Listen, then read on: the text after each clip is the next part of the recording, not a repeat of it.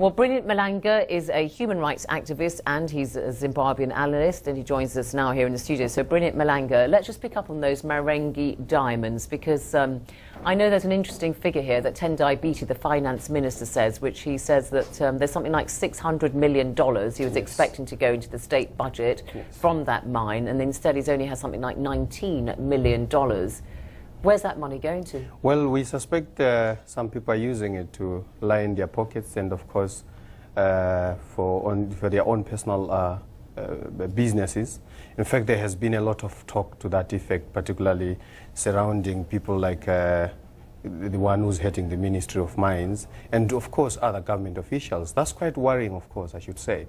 But then... and what about, I mean, there are also reports or rumours, and never, of course, confirmed at all, that ZANU-PF is ensuring that it keeps its wheels oiled.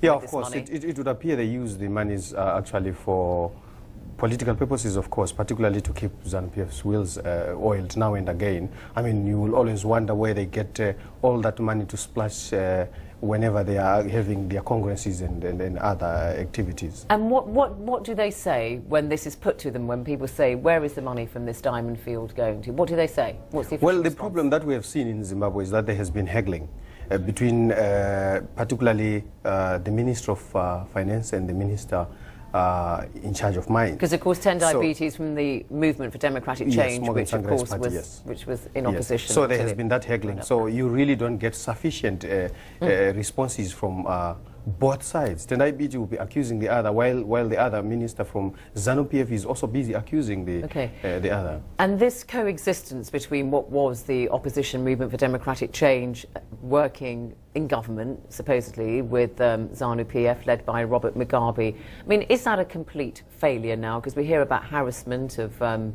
ministers, government ministers who belong to MDC and officials and so on.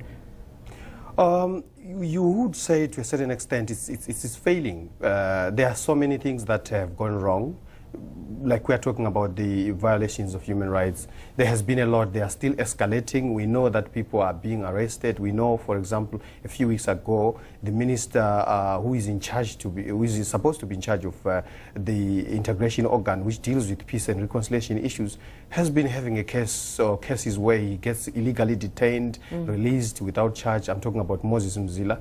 We are talking also of situations whereby in the region of Matebeleland, we have people who are still under house arrest. I'm talking about... So it's still all ongoing. But the funny thing is, though, I mean, you read that there are these fantastic high rates of growth now in Zimbabwe, and all those, you know, I don't know, 20 figures of inflation that you saw have now been reduced to something like 4%. I mean, is there something good happening there, or is it just simply these figures look good because they're from a very low base? Well, these figures look good because we're using US dollars, which is, in fact, is not Zimbabwean currency. If we were to go back to the Zimbabwean currency, I'm sure we will see something different. The reality is there is still a lot going on, particularly in terms of violations of human rights. People are still being abused.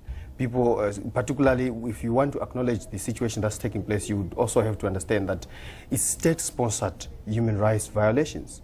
And if it's state-sponsored, it's actually institutionalized. So you have people who are put under house arrest, having criminal charges trumped against them.